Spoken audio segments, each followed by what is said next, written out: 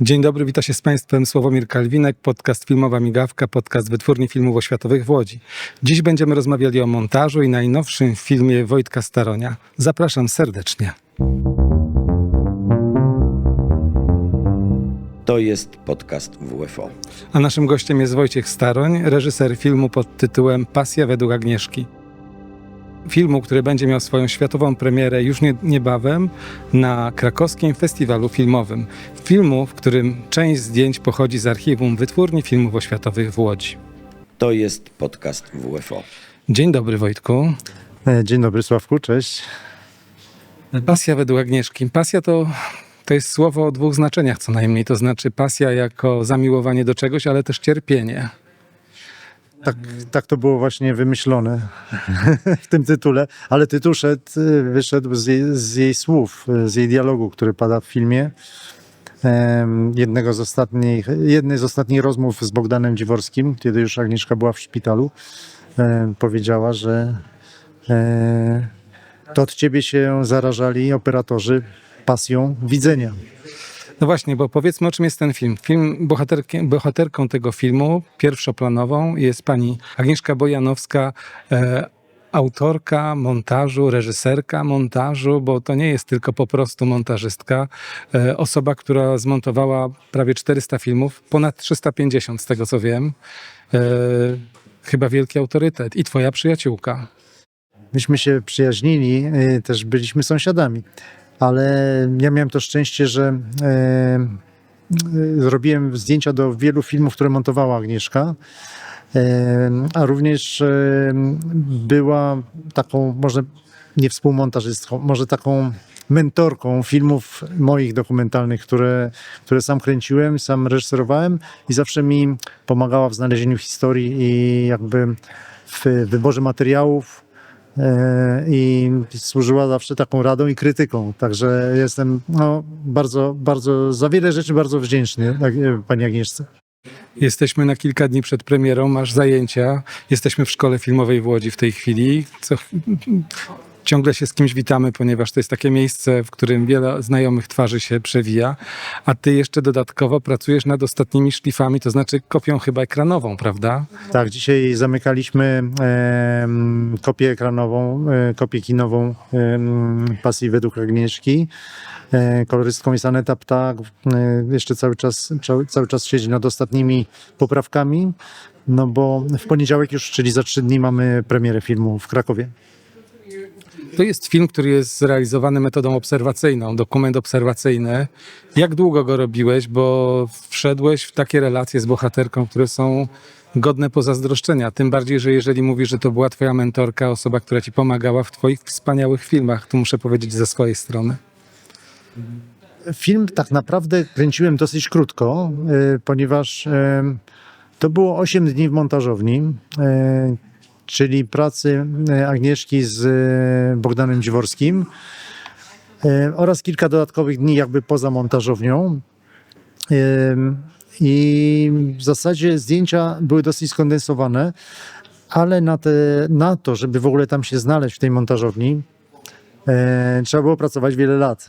To znaczy być dopuszczonym do tego, żeby móc być z kamerą w ogóle w montażowni Agnieszki Bojanowskiej, no to nie było takie proste. Na szczęście wiele lat wcześniej zaczęła się nasza znajomość. Chciałbym powiedzieć przyjaźń, ale nie mogę tego powiedzieć za Agnieszkę. Z mojej strony na pewno fascynacja i przyjaźń i taka duża lojalność wobec tego, co mówiła, jak żyła i jak montowała filmy. I szacunek, i podziw. Chociaż nie ukrywam, że początki były bardzo trudne, bo jak pamiętam, przyszedłem pierwszy raz do jej montażowni jako operator filmu Jurka Śladkowskiego. To był pierwszy film, który robiliśmy razem i to był 2001 rok, czyli bardzo dawno temu. Agnieszka już od tamtego czasu w zasadzie, nie, już dużo wcześniej zaczęła pracować z Jurkiem, ale wtedy ja się jakby do tego układu włączyłem. Agnieszka lubiła zapraszać do montażowni operatorów, ponieważ ona uważała, że w filmie dokumentalnym operator jest bardzo ważną osobą, to znaczy to on jej jakby donosi materiał. To on będzie przynosił ten materiał, który ona będzie kroić, więc często rozmowa z operatorem dla niej była ważniejsza niż rozmowa z reżyserem.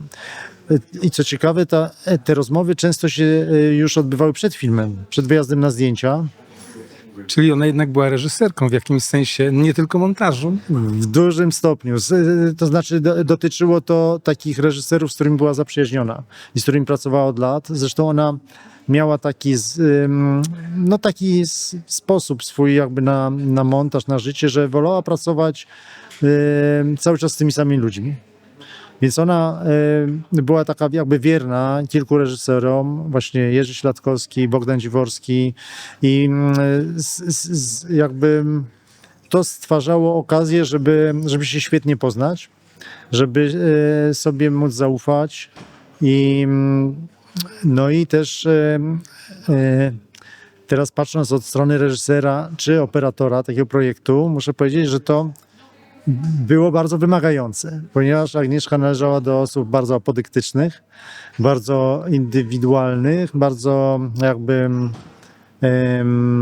mających silną wizję tego, jak film ma wyglądać i wymagało to specyficznego podejścia. Wielu reżyserów w związku z tym rezygnowało w ogóle ze współpracy z Agnieszką, bo była za silnym przeciwnikiem. Wielu wyleciało za drzwi. Ja osobiście też wyleciałem za drzwi. Powiedz o tym, jak To właśnie było podczas pierwszego filmu. To był ten film się nazywał My American Family.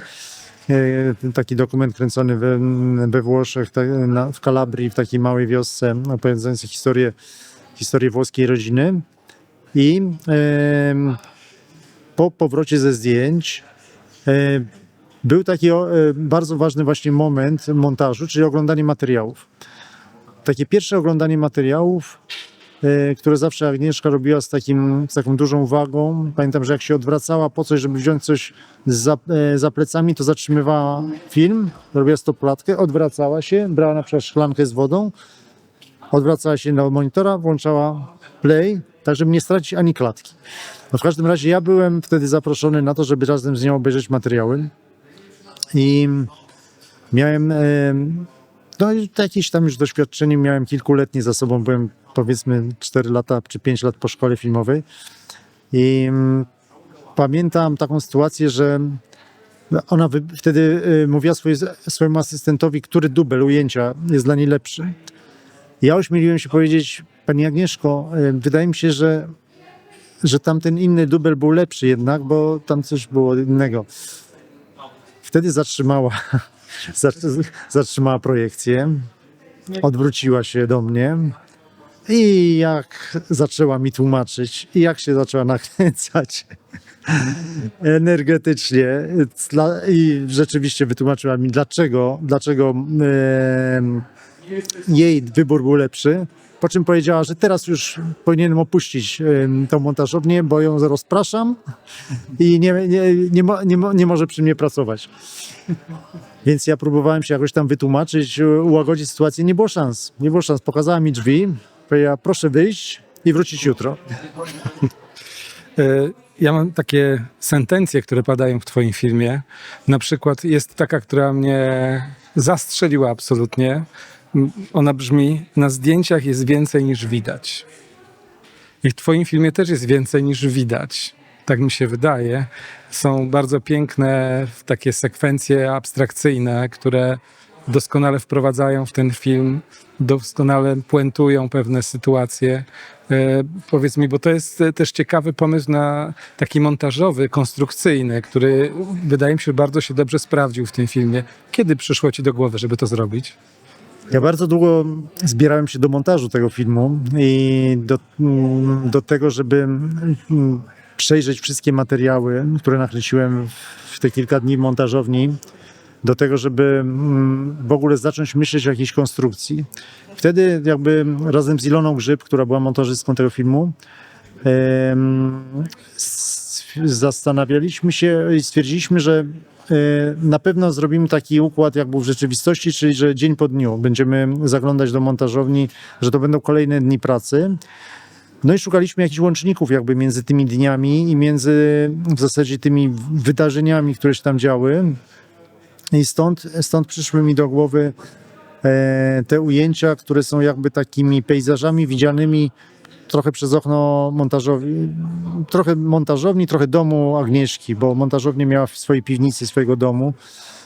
Przez okno widać było ogródek i w zasadzie te pejzaże, które widać przez okno, znaczy te pejzaże, które widać pomiędzy scenami, sekwencjami w tym filmie, to są takie jakby widoki w domyśle, które Agnieszka mogła widzieć przez swoje okno. Czy to był śnieg, to był deszcz, to był jakiś zaćmienie słońca, to był jakieś liście ruszające się na wietrze. Więc to były takie, ale dosyć abstrakcyjne obrazy rzeczywiście, które bardziej niż znaczenie miały przynosić pewien klip. I tam ten klimat jest, bo muszę powiedzieć, że to mnie zaczarowało. Tak samo jak zaczarowała mnie muzyka. I to jest ciekawa rzecz, bo tam są fragmenty muzyki klasycznej, ale nie tylko. Jest jeden utwór Vivaldiego, a oprócz tego muzykę skomponował ukraiński kompozytor, który tutaj się do Polski sprowadził w czasie wojny, uciekł przed wojną i jakoś tak znaleźliśmy go i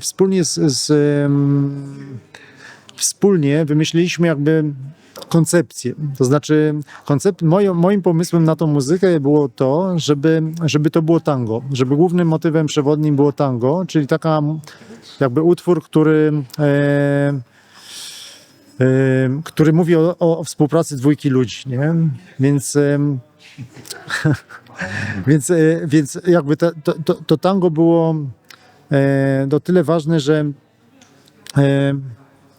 że mówi o tym, że jesteśmy razem, ale też ze sobą walczymy i się kochamy i ścieramy. I tu chciałbym przejść do następnego pytania, a mianowicie oprócz montażystki, czyli pani Agnieszki Bojanowskiej, jest tam jedna z najważniejszych postaci polskiego filmu dokumentalnego, chyba mentor nas wszystkich, czyli Bogdan Bodzio Dziworski, który montuje swój film z główną bohaterką filmu i ta współpraca nie zawsze wygląda bardzo gładko, ale z drugiej strony tak sobie zapisałem też zdanie oglądając twój film, że sztuka tworzy się w rozmowie i wymianie. I ta wymiana tam jest nieraz bardzo, ale to bardzo intensywna. Faktycznie, to znaczy ja się spodziewałem, że tam będą leciały iskry i w ogóle pomysł na ten film powstał na warsztatach Sławka Idziaka, film Spring Open. Kiedy siedziałem przy stoliku z takim młodym filmowcem, Patrycjuszem Kostyszynem, który jest współscenarzystą, stwierdziliśmy, że to byłoby coś genialnego, żeby móc obserwować, bo Bodzio Dziworski właśnie wtedy na tych warsztatach był tutorem. On był takim mentorem tam jednej grupy dokumentalnej, ja byłem drugiej grupy. I byliśmy tam razem i obserwowaliśmy Bogdana przy pracy, zresztą już z Bogdanem się ileś lat wcześniej znaliśmy.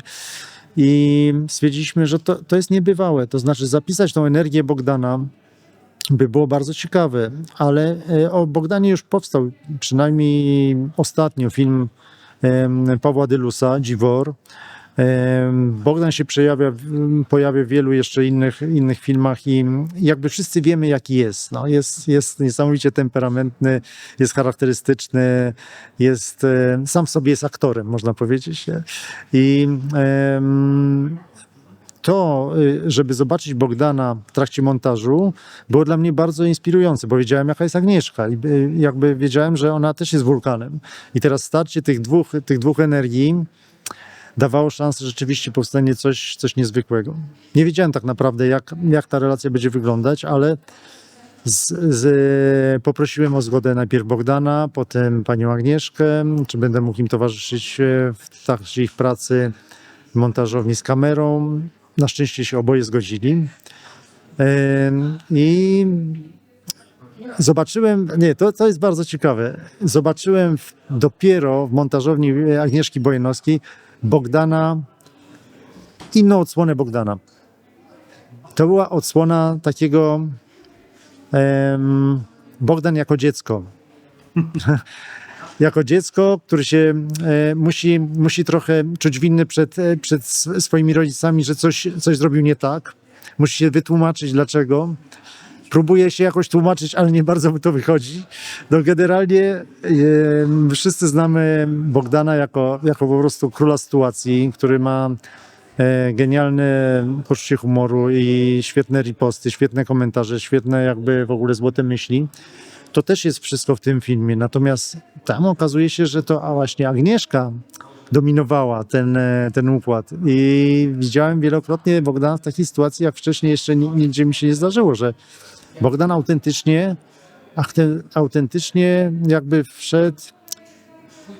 wychodził z takiej roli takiego pewnego siebie. I był naprawdę sobą, kiedy był taki właśnie lekko niepewny, lekko przestraszony, co powie Agnieszka, jak przyjmie jego materiał, jak zareaguje.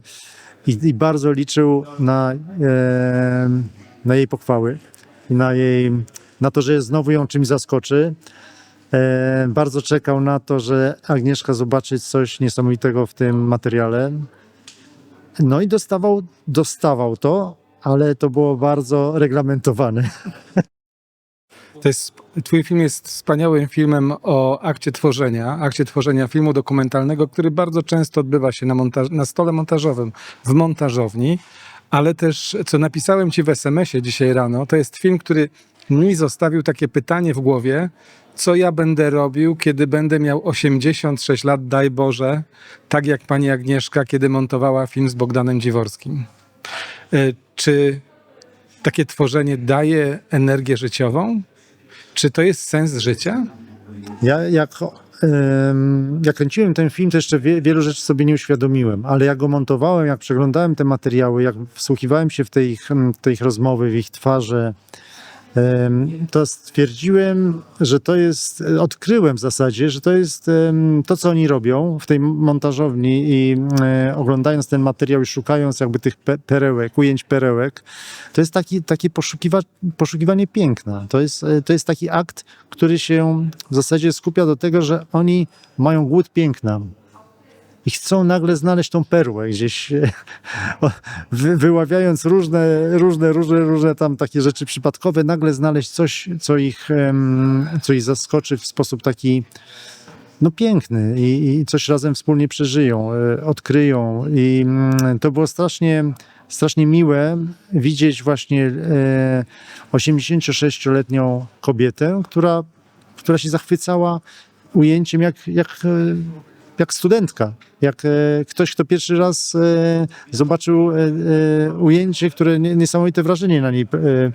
Przecież ona widziała już tysiące godzin materiałów, a nadal była wrażliwa i nadal była jakby czuła na to, co jest niesamowite. I ona właśnie dlatego uwielbiała pracować z Bogdanem.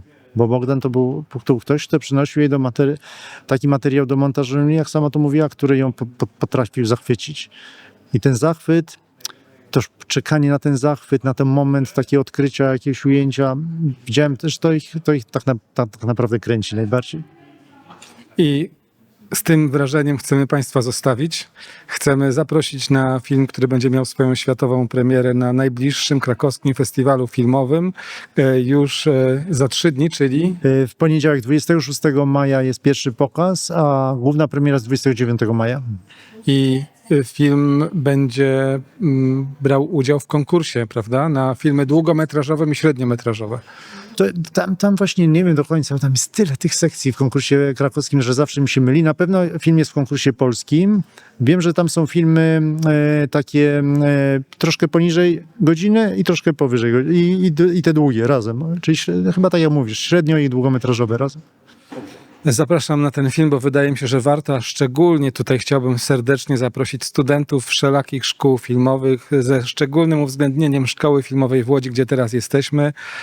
Film Pasja według Agnieszki, film Wojtka Staroń film oraz wykopiowania z Wytwórni Filmów Oświatowych w Łodzi, z filmów, które zostały zmontowane i sfilmowane, zmontowane przez panią Agnieszkę, a sfilmowane i wyreżyserowane przez Bogdana Dziworskiego. Sikorskiego, drugą z postaci, która w tym filmie jest taka bardzo ważna. Zapraszam serdecznie. No i co można jeszcze powiedzieć? Ja również zapraszam. Jednym z tytułów roboczych był Duet. To miał być film o dwojgu. Nie, ale to jest tak, taki film o takiej miłości, no, to, tak naprawdę do sztuki, do przyjaźni. Bardzo ciepły na pewno. Dziękuję bardzo.